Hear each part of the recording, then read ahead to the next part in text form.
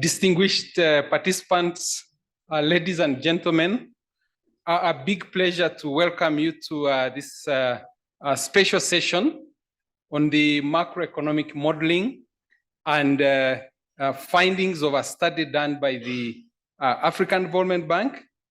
I'm pleased to welcome and introduce Ms. Shalom Gebre Indigel, representing advisor and representing the Minister of Planning and Development of Ethiopia.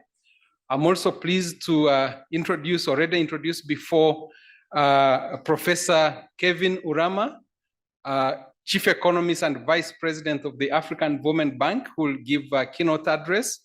Then we'll have an unveiling of the macroeconomics modeling work that has been done by the African Development Bank.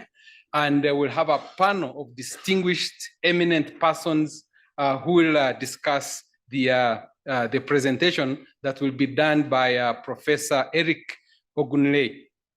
Now, we know most of the things we do, the world we live in rotates around modeling.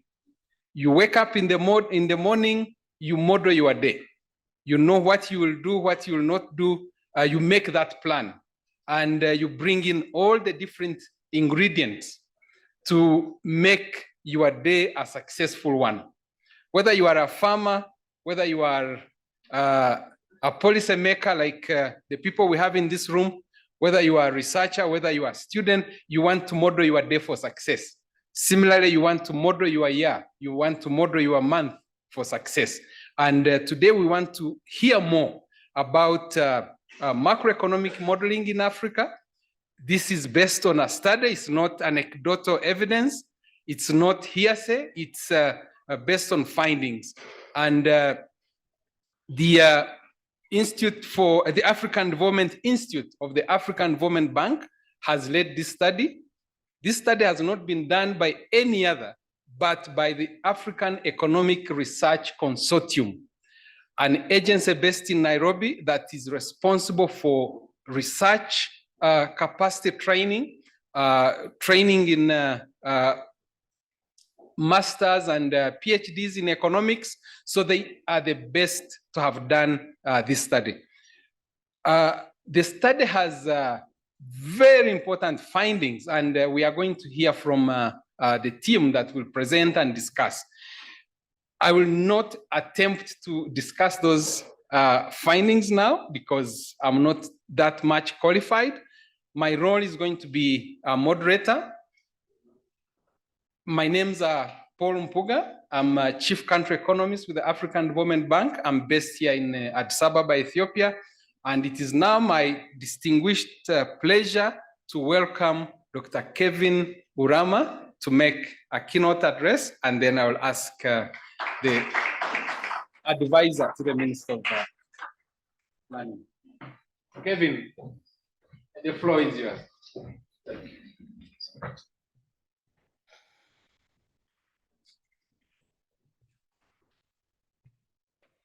Sorry.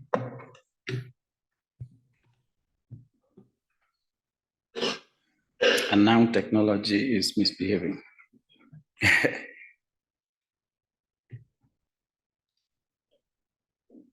Okay. Excellencies, heads of ministries,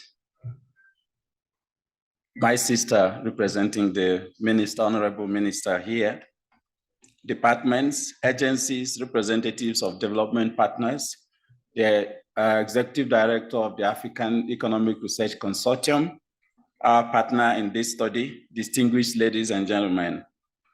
I bring you warm greetings from the president of the African Development Bank Group, Dr. Nkiwumi Adesina.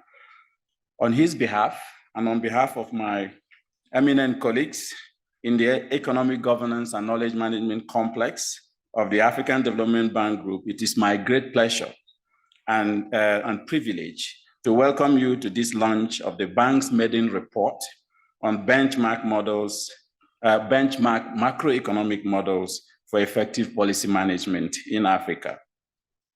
The report is produced as a product of collaboration between the African Development Bank's African Development Institute and the African Economic Research Consortium, AERC, as an implementation activity of the bank's capacity development strategy that was approved by the board of directors of the bank group in 2021.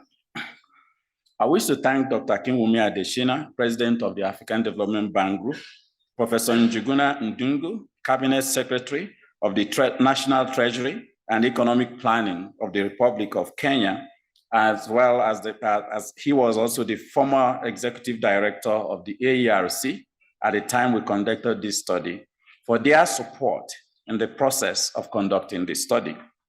I also thank the leadership in the ministries of Finance, Economy and Planning, central banks, national treasuries in several African countries who participated in the survey and focus group discussions to elicit vital information for the study, the findings of which we'll be presenting to you today as documented in the report.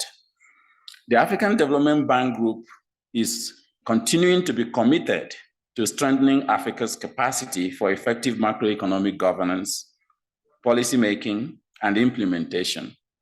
As part of the implementation activities of its capacity development strategy, the bank has launched several tailored capacity development programs to enhance institutional capacity for effective macroeconomic management and public policy management, and accelerate inclusive growth and sustainable development goals, as well as achieving the Agenda 2063 in Africa.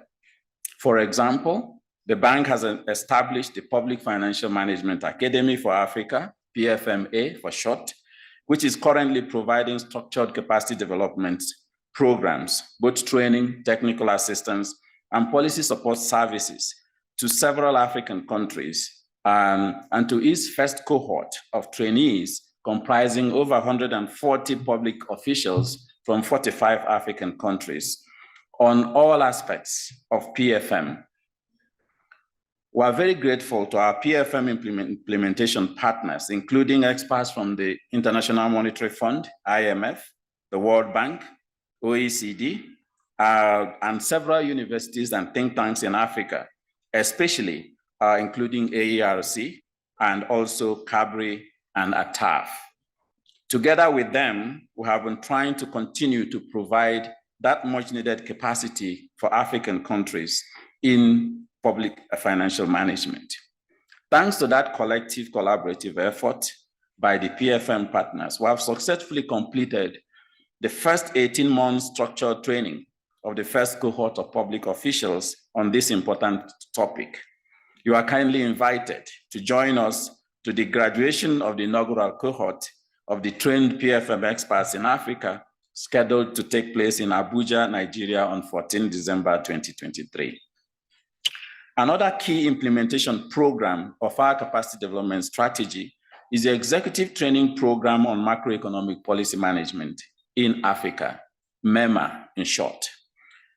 This study we are discussing today is informed by the report we are launching today, was commissioned to better understand the existing macroeconomic modeling capabilities in Africa, the existing tools our countries are using, and also inform the curriculum and capacity development programs for the MEMA program to address Africa's peculiarities. And I want to stress that aspect of Africa's peculiarities.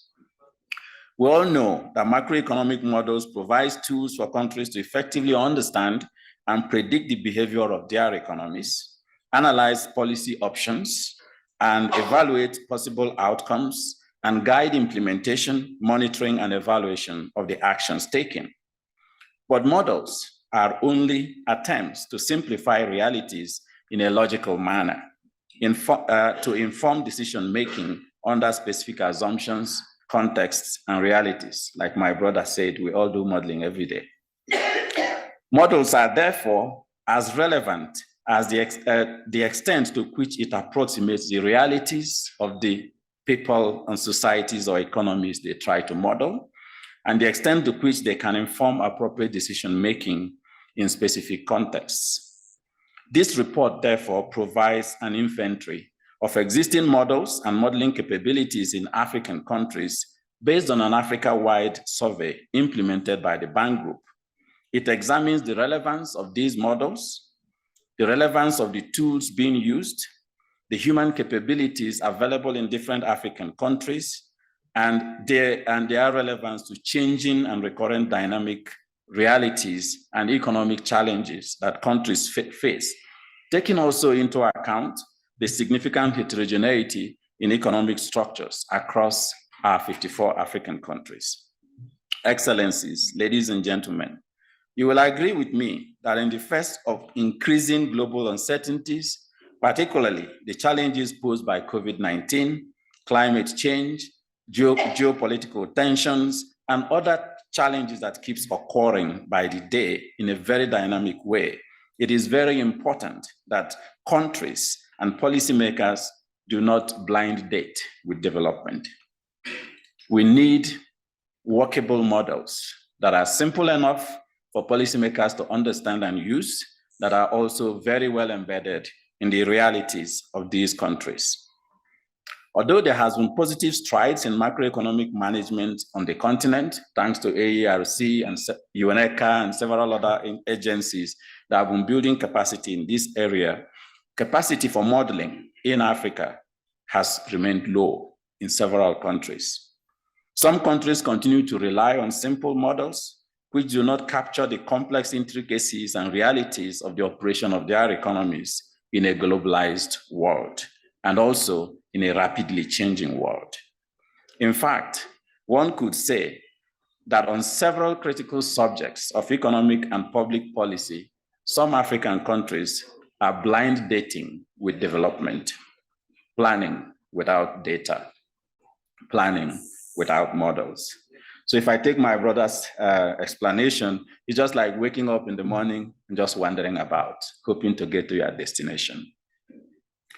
To bridge this capacity, policymakers in African countries often rely on external models and tools that do not necessarily take into consideration the context and realities of their economies. And sometimes this is also our fault as experts, because we quote for them Nobel Prize winners who may not have even known Africa or known their countries, but their models define our policies. Some copy options that are deduced from models designed for other countries within different economic fundamentals and social, political, and cultural realities. Others rely on policy guidance provided by experts who might not fully understand their local realities. Few interrogate these policy recommendations and adapt them to their specific context and local realities. Hence, while there exists a plethora of policies and policy recommendations on key challenges facing African countries, policy implementation faces significant headwinds.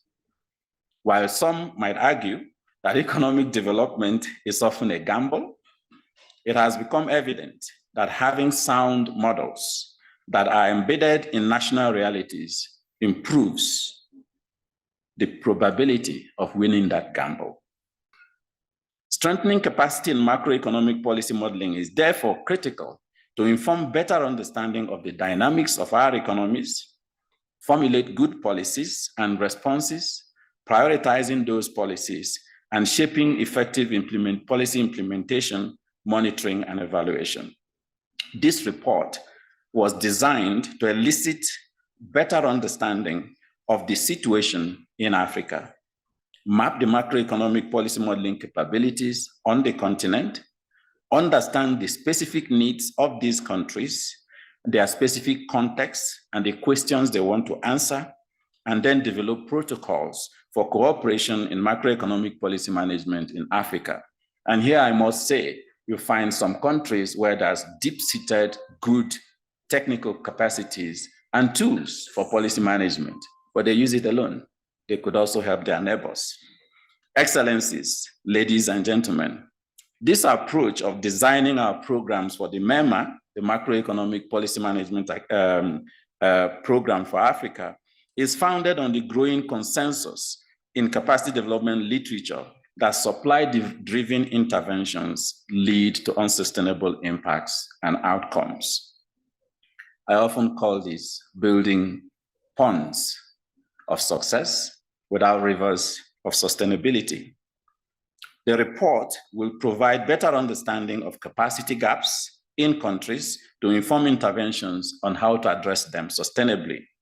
It also identifies existing capabilities in African countries to foster peer-to-peer collaboration and knowledge partnerships between government agencies, universities, and other institutions within and between African countries.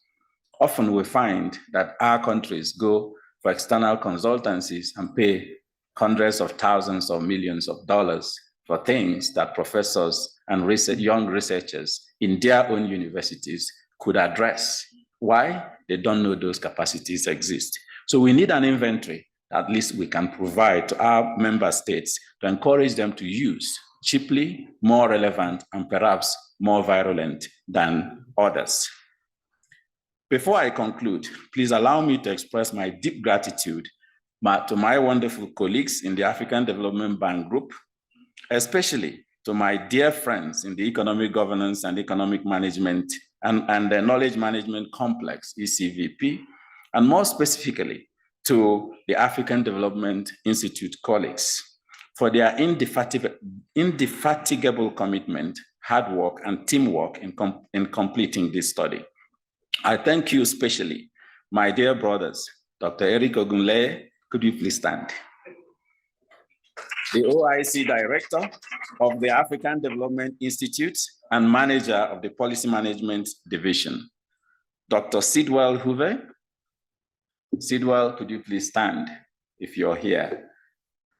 Standing behind tax managing everything as usual. So Sidwell is the tax manager of the MEMA program, and all the other colleagues of in the African Development Institute. We have Cebu, we have several of them here. Let me also call on you, experts in macroeconomic modeling and policy management in Africa and globally, to please join us on this journey, that we can strengthen the capacities of our countries so that they stop blind dating with development. Let us stand together to support African member states to strengthen capacity in economic governance and policy management, because together we can. Thank you very much. Thank you very much, Professor. Indeed, capacity, workable models, tools, and coordination. Are we there? Can we get better as a continent?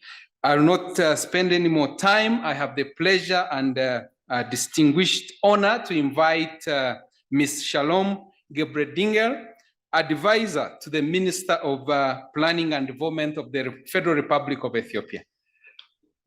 Ms. Shalom. Greetings. I'm here to make an opening remark on behalf of Her Excellency Dr. Fizom Asafa. Your Excellencies, esteemed ambassadors, head of missions, special invited guests, ladies and gentlemen, good morning.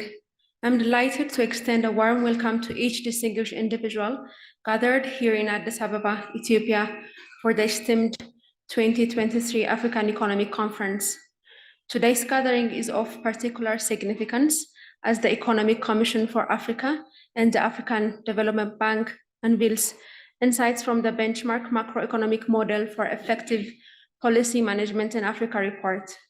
As we stand on the height of this momentous occasion, it is paramount to recognize the shared dedication of African nations in navigating the intricate economic landscapes that define our diverse continent. Distinguished guests, esteemed attendees, ladies and gentlemen, in reflecting upon recent years, it is undeniably evident that Africa has grappled with formidable challenges. The convergence of impactful events ranging from the pervasive repercussion of the COVID-19 pandemic to the geopolitical complexities of Ukraine conflict, alongside climate-induced shocks like severe drought and specific regions, has cast a profound shadow over our collective pursuits for economic growth, poverty reduction, and food security.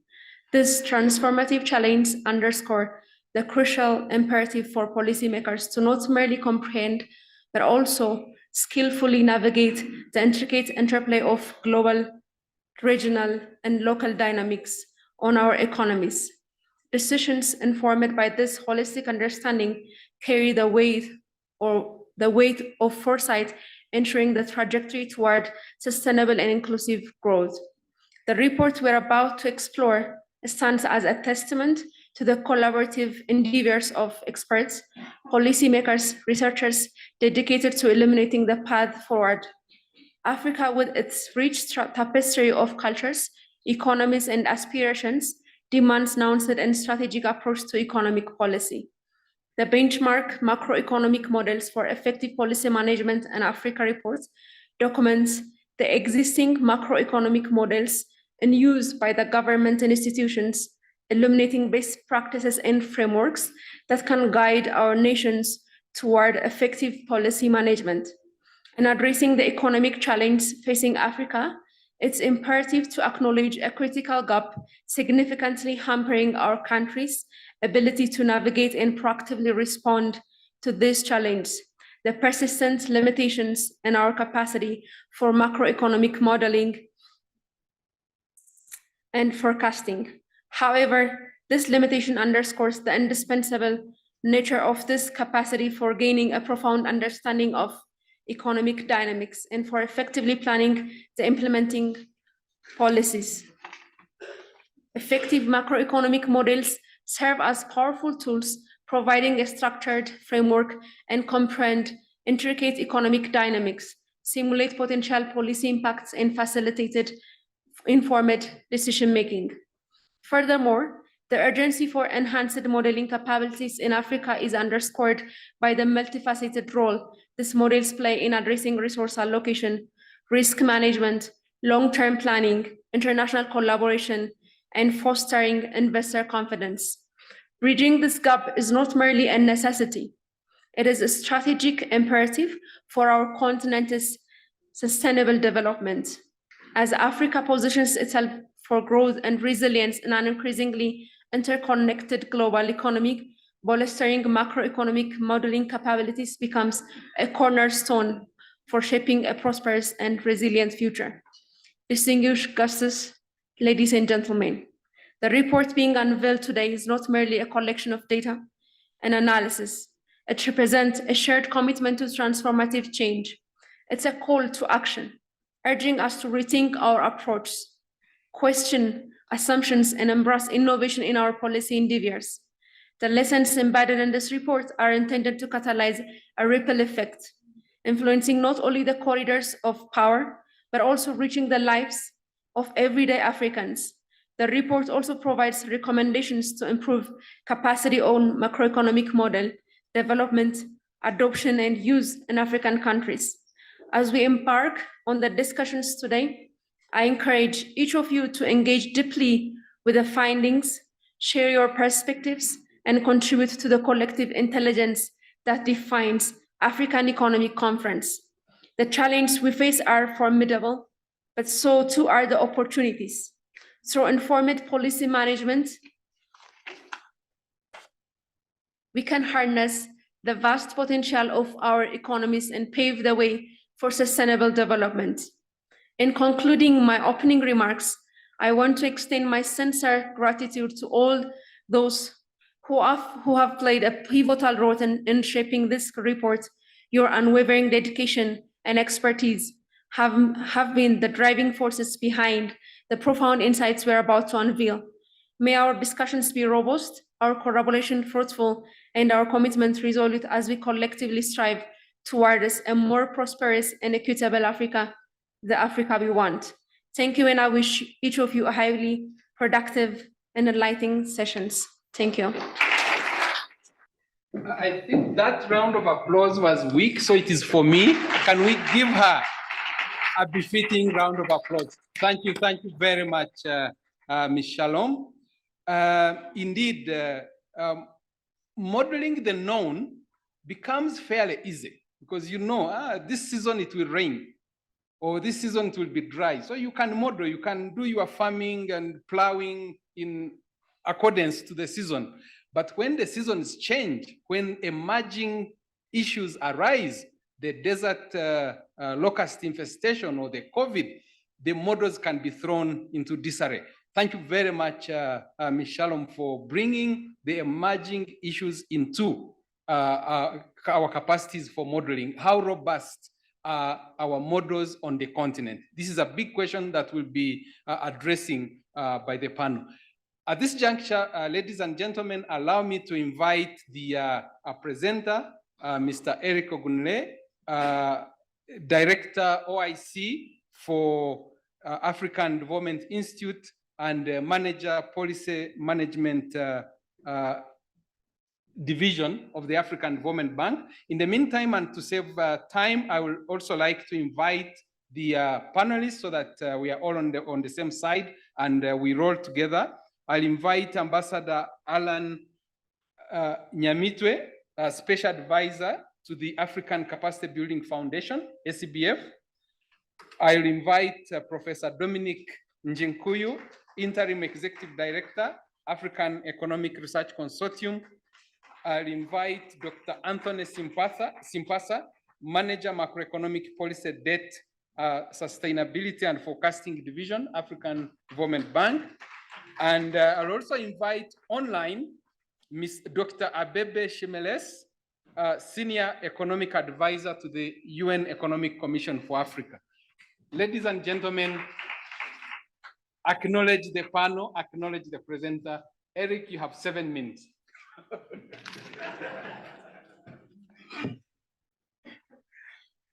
Thank you very much, Paul. I think you made the job even more arduous. I had thought to start with that. This is a study that took thousands of man-hours to do.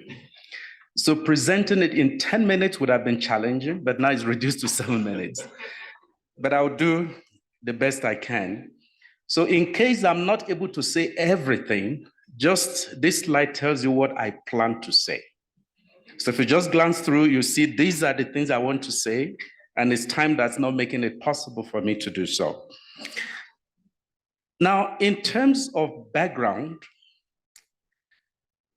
all the speakers who spoke before me had beautifully defined macroeconomic models. And my friend here, who is a poet, he poetically defined what it is if you don't plan. And Professor Rama also defined it as blind dating. I'm sure we heard all of those. So we know what macroeconomic models are. Now, the next point is, what is the importance? Again, the previous speakers have spoken about it, so in view of the time, I will not talk so much about that. But then the point is, why did we undertake this study? Well, the African Development Bank is keen at ensuring that the capacity development initiatives that we provide to support our member countries are demand-driven. They are based on realities that our countries are facing. So our thought, therefore, would be, before we think about defining any macroeconomic management capacity development initiative, it's important to understand the issues on ground. And that was the motivation for this study. So we're curious to know what the situation is on ground so that that can help us to know exactly and precisely what to do with the countries in terms of capacity development support. Now, what are the key objectives of this study? Again, Professor Rama had highlighted them, but let me just mention just a few of them. Number one, we really want to do a stock taking of what are the types of models that are available in African countries. We also wanted to know, are they really operational? Do they speak to the realities of today, especially the emerging challenges that the countries are facing? We also want to know what are the gaps in terms of human capacity to actually improve on those models and to even operate them. So these are some of the things, without wasting time, that made us, that we want to achieve in terms of undertaking this study. Now, by way of methodology, we adopted primary survey as a means of reaching the institutions in African countries to understand the situation. So once again, we want to thank our very good friend and partner, African Economic Research Consortium, who supported us in undertaking the survey.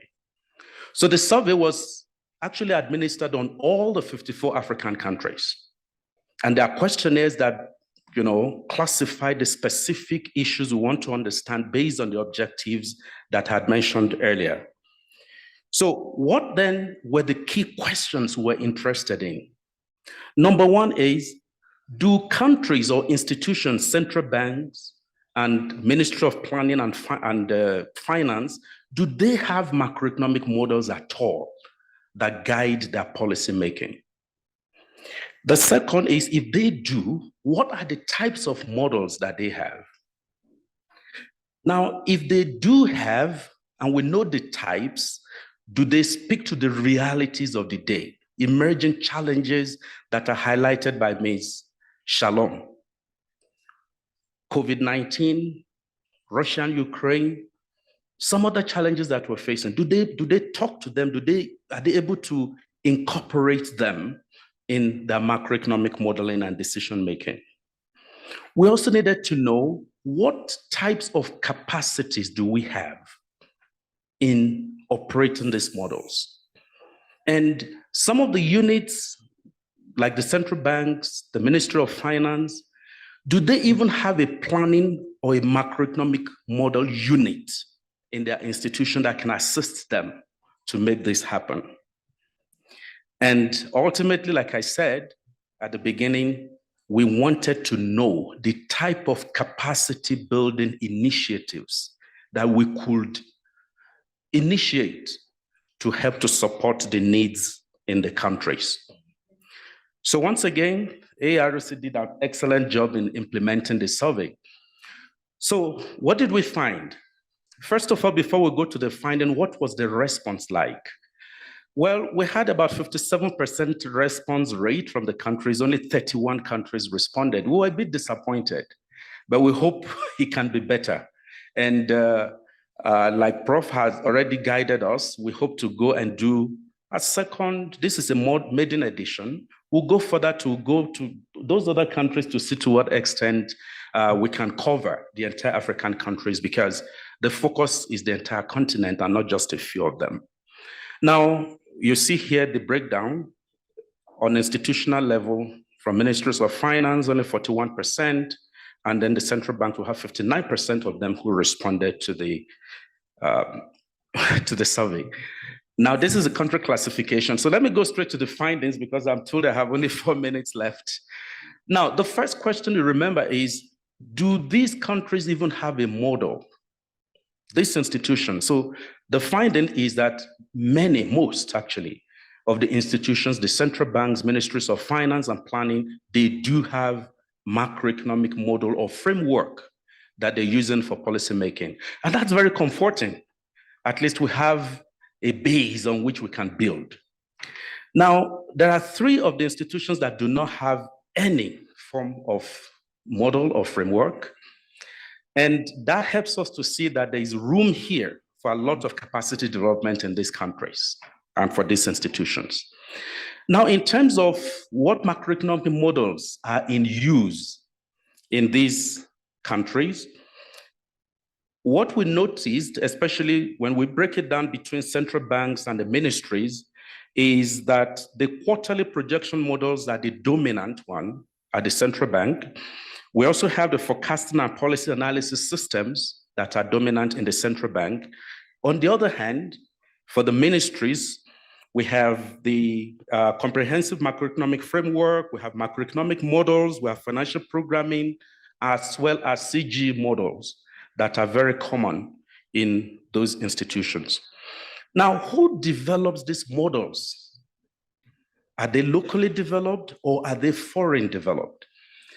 It's also interesting to note that the mix of local content and foreign, dependence is what dominates most of the models in terms of the development. And that's what you see there in the gray color. So we see a combination of foreign support vis-a-vis support at the local level. Now, in terms of what we notice, okay, let me jump this because of my time.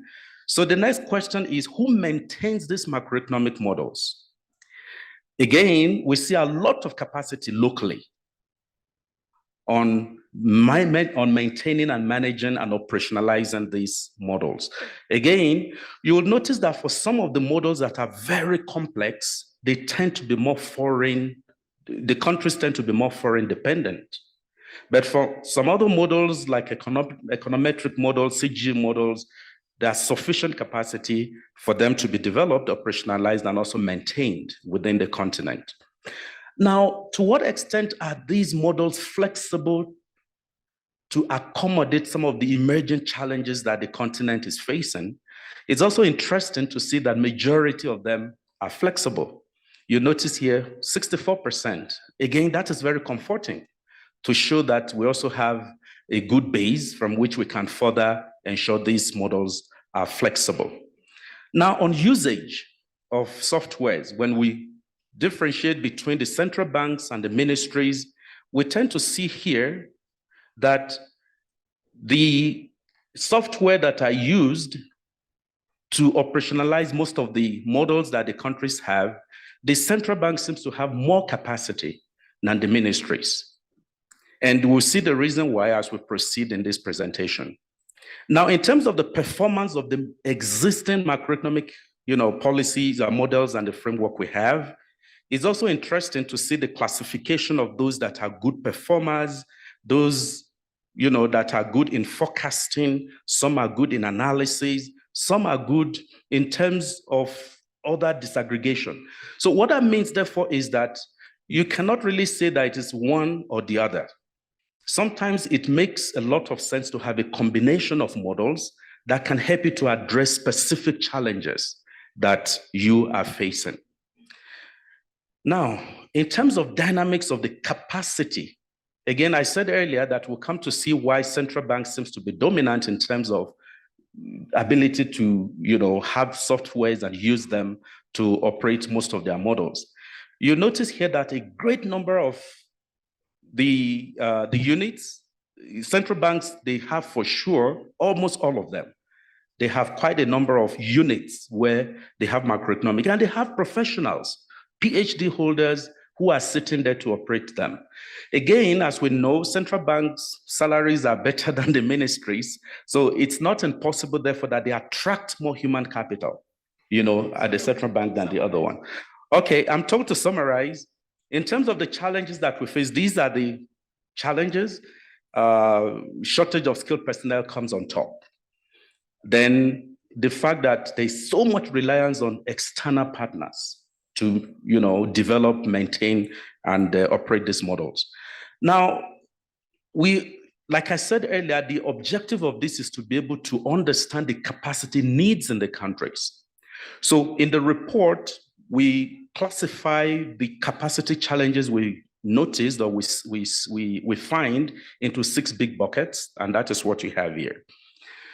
Now, in terms of recommendations, we go again based on those 6 buckets and some cross-cutting issues. Now, what are the next steps in this very important project? The next step is to begin to engage with all of us who are sitting here at the country level, at the regional level, and also at the continental level. It's time now to begin to see how do we solve some of the challenges we have found with respect to macroeconomic modeling in Africa. So we'll be coming back to you to develop specific tailored, like the way the VP mentioned earlier, tailored country-specific capacity support to ensure that we take care of these challenges that we face in this, you found in this report. I don't want Paul to pinch me again, so thank you so much for your attention. Thank you so very much. Thank you so very much. In fact, all models have constraints, and one of the constraints we face here is time. Thank you so very much.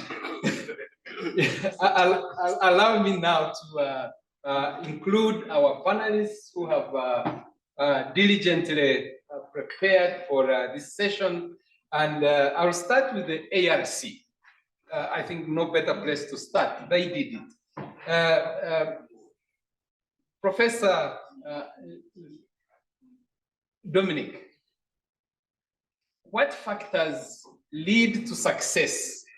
What factors limit the application and successful application of macroeconomic models in Africa to support inclusive growth, to support industrialization, and what can we do better as a continent? Over to you. 3 minutes, please. Okay, thank you. Thank you very much. Yeah, well, I will start by thanking the ADB and the member state who have given us the opportunity for helping with this report.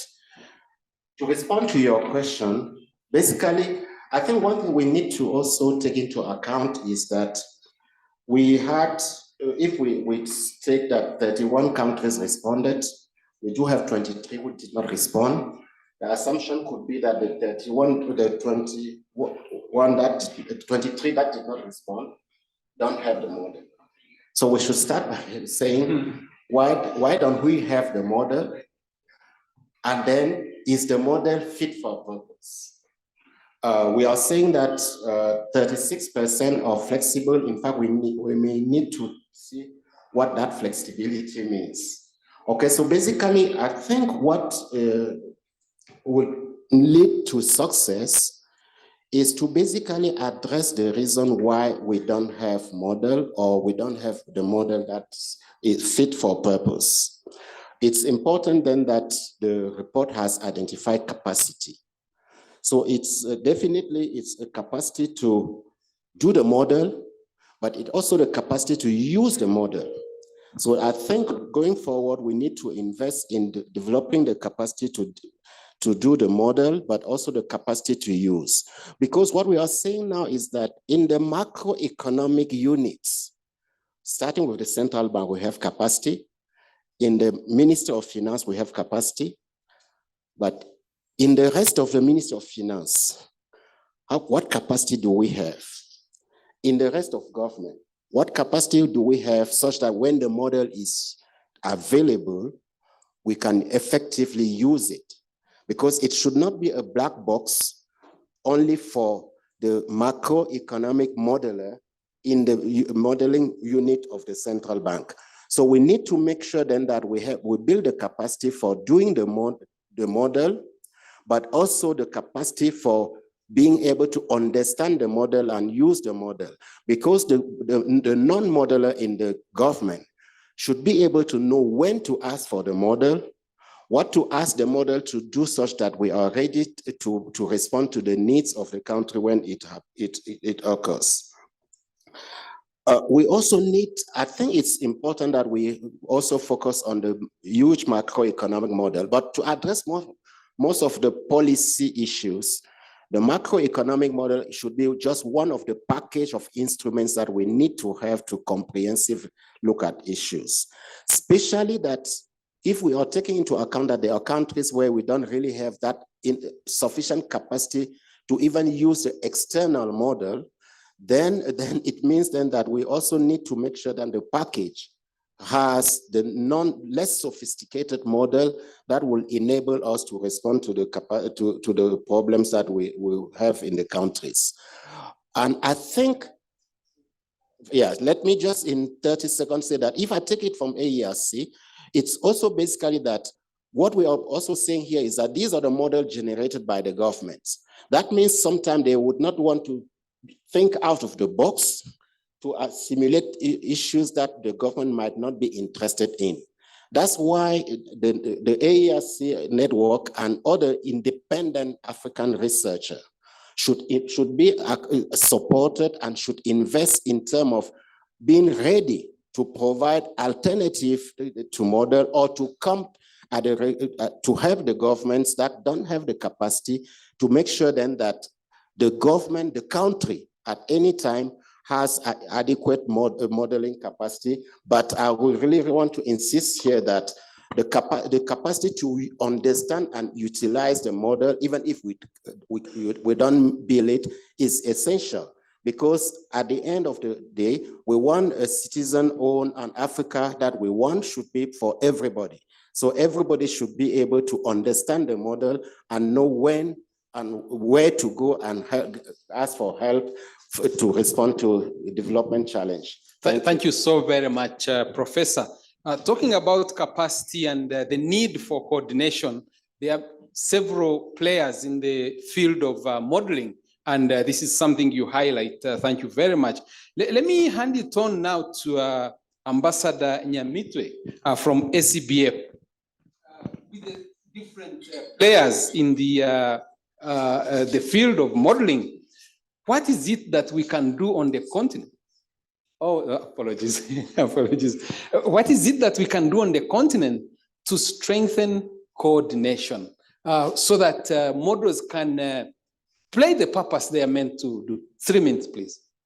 Thank you very much. Let me quickly say a very good morning to you all, and also ask you to accept the Executive Secretary's regrets for not having been able to make it in Addis Ababa for this conference. I would like to say that at this ACBF review, we see at least seven ways of doing coordination of efforts. Number one, see that this need to create or revive the African network of macroeconomic modelers by bringing together stakeholders involved in macroeconomic modeling, such as research institutions, universities, think tanks, etc. Number two, we can also foster collaboration among key actors and institutions involved in macroeconomic modeling by encouraging collaboration among stakeholders in promoting joint research projects, organizing workshops and conferences, and facilitating knowledge sharing forums. Number three, we can also standardize methodologies adopted at national, regional, and continental levels by promoting the adoption of standardized methodologies and modeling frameworks, which can help ensure consistency and comparability across different models. Number four, we can also enhance availability and quality to facilitate and support macroeconomic modeling by improving the availability and quality of data required for macroeconomic modeling. This can be achieved through initiatives that promote data collection, harmonization, and dissemination. Number five, design and implement capacity development programs to support macroeconomic modeling by developing and implementing capacity building programs that target researchers, policymakers, and other stakeholders involved in macroeconomic modeling. Number six, ensure policy relevance and engagement to facilitate and foster macroeconomic modeling by ensuring that macroeconomic modeling efforts are aligned with the needs and priorities of policymakers. Foster active engagement between researchers and policymakers to understand the specific policy questions and challenges that need to be addressed. Number seven, design and implement resource mobilization strategies to support coordinated efforts toward macroeconomic modeling, which can involve seeking financial support from governments, development partners, and other funding agencies to invest in research infrastructure, technology, and human development. Merci beaucoup. Thank you very, very much, Ambassador. Now, let's turn online. Abebe, Dr. Abebe is online. And again, we have a number of potential collaborators and supporters for macroeconomic modeling on the continent. What can governments do? What do we as partners need to do to leverage the available resources from ACBF, from ARC, from the African Development Bank, from UNECA, the World Bank, IMF, etc.? What do we need to leverage this support to improve macroeconomic modeling in Africa? 3 minutes, please. Thank you, Paul. Thank you, the organizers of this conference, for inviting me to this panel. I also thank the ARC colleagues who participated and collaborated with the African Development Institute to come up with this very interesting and hopefully impactful report. Now, in terms of leveraging the partnerships with development actors, such as the multilaterals and the UN organizations, I think the report has made it very clear. Most of the countries that responded positively to having some type of macroeconomic models have maintained those models in partnership with either the IMF most of the time, World Bank in some country cases, but UN organizations such as UNECA or the African Development Bank are still players that we hope they join this initiative. So if I recall very well, I think one of the reasons the African Development Institute actually the brainchild of this project is Prof. Kevin Urama, now the Vice President and Chief Economist. One of the reasons this project was launched was to find an entry point for the African Development Bank to effectively and qualitatively make a difference on the practice of macroeconomic modeling in Africa, but also bring together the support, the country support that the African Development Bank offers to its member countries is underpinned by a coherent, well implemented and well sustained macroeconomic framework. So Paul, I think the main point I think at this stage for countries is they are willing, as you can see, and also they are capable of conducting macroeconomic modeling exercises in their own, by their own, using their own resources. If you read the report, you'll find that the big challenge they have is retaining the staff who are trained and acquired the skills in this, in the art of doing macroeconomic model of different types. And most of all, also the lack of the data that they need to provide decision makers timely and relevant information as it comes. So I think the African Development Bank, the United Nations Economic Commission for Africa, need to use this report as a benchmark to define and develop projects with the member countries and align. Dr. Bebe, let me request you to summarize, please. Okay. So I thought you gave me 3 minutes. Yeah, and I'm counting. I don't think so, Paul. I was looking at my time. So basically, the scope for collaboration is huge. I think this report gives you an opportunity to initiate a strong and lasting partnership with the member countries. Thank you. Yeah. Thank you so very much. Yes, again, you hint on the tools, you hint on the need to improve the coordination, very, very important. Let me bring it back in-house to the African Development Bank. Dr. Anthony, we have talked about shocks, emerging issues, the COVID, the energy transition. What can we do better to improve macroeconomic modeling, bearing in mind shocks that can actually throw such models into disarray? We want models that speak to national development plans, which are like 5 years. We want models that speak to the nationally determined contributions to climate change, which are like 10 years. What can we do better? Over to you, 3 minutes.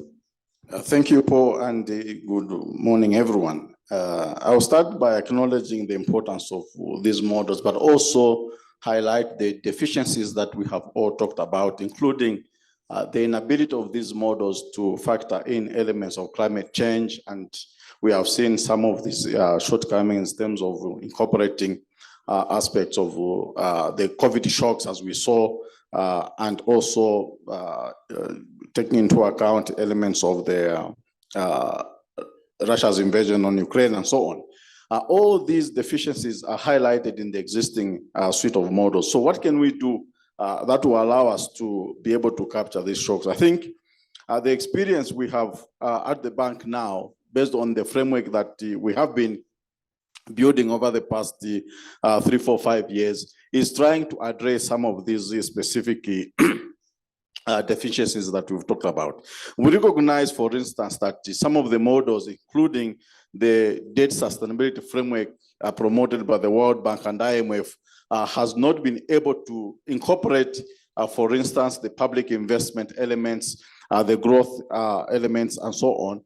And we are now transitioning to factor in these elements. And we recognize that if we factor in elements of climate change, and specifically to address the nationally determined contributions, which currently are not factored in, it is important that these elements will allow us to explore new opportunities to be able to underpin the economic, social, environmental, and the climate benefits that arise from the assessment of the shocks on our economies. And it is important also that the current framework that we are experimenting is fully customized to the African needs, as the VP had talked about.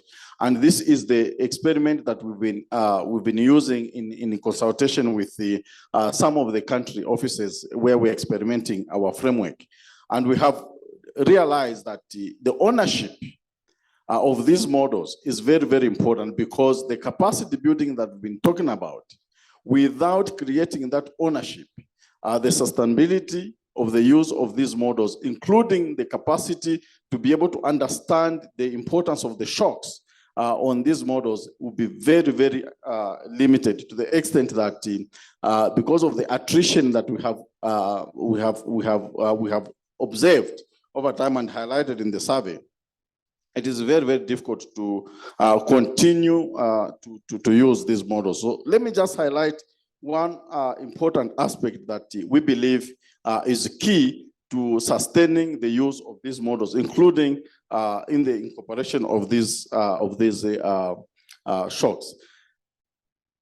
One aspect that we have noted is that incorporating natural capital, for instance, natural assets and financial assets and physical capital in the current set of models, as well as making sure that the models capture the informality of the African economies, we will respond to the peculiarities of the African economies. Remember, most of our economies are predominantly informal, and to the extent that we do not capture the size of informality and the size of women-owned enterprises and so on, it will be very, very difficult for us to estimate the kind of economic benefits or economic losses arising from our inability to factor in the large size of the economies on the indicators that we try to forecast, be it medium term, long term, as well as the going forward. So the forward-looking models that we need to develop should be able to capture in the elements of climate change, as you have said, as well as the size of the informal sector, which at the moment is omitted in many of the models that we are surveyed. Thank you. Thank you very much, Anthony. I was going to say, let us factor in the time in the current model. And for that matter, we are going to close the panel discussion, but I will ask just if there is one question we can take, then we'll go into the unveiling of the book. Yes, one person there in the middle. Yeah, thank you very much. It seems as the study has revealed that you have multiple models between institutions what will be interesting now to do would be to interrogate these models and to see whether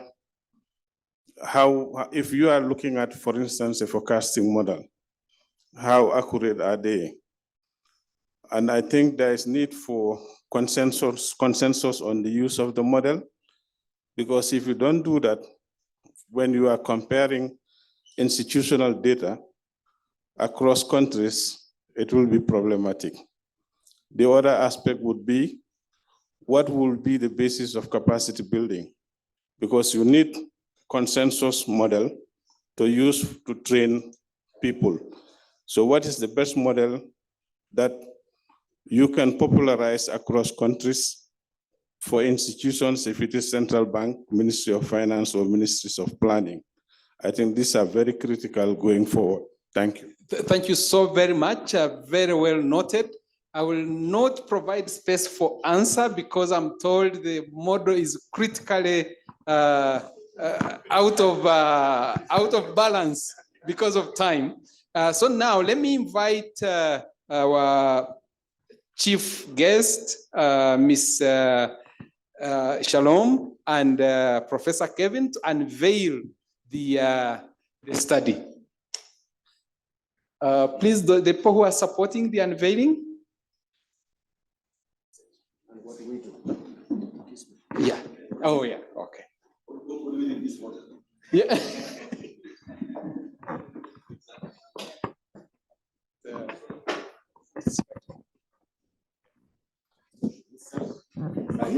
Yeah. I think one on each side. Yeah. Okay. Yes.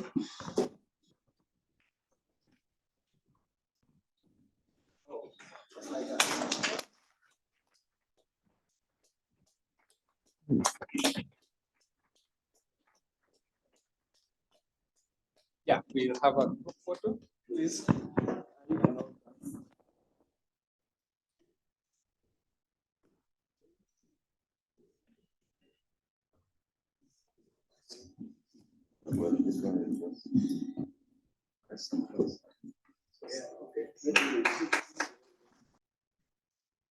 Thank you so very much. So,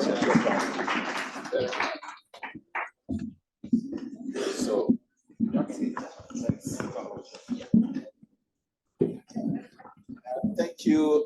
Because we have a very constrained model from Paul, we don't have so much time remaining. I just want to thank all of us for being here today and those who are joining us online. Let me use the opportunity to profusely thank my brother, Dr. Bebe Shimeles. He was the first person that this idea was shared with, and he kept very committed to it while he was at the bank and took it to where he was at the AERC as the director of research. And he actually held the pen a lot in trying to make this come to fruition. So I've heard calls for establishing the network of modelers, macroeconomic modelers in Africa, and I'm now charging the manager for macroeconomic modeling at the African Development Bank, Dr. Anthony Simpasa, to immediately activate that recommendation so that we can have that network working. Thank you all so very much. And we're just beginning the journey. Please join us as we continue to try and strengthen the capacities for Africa. Thank you.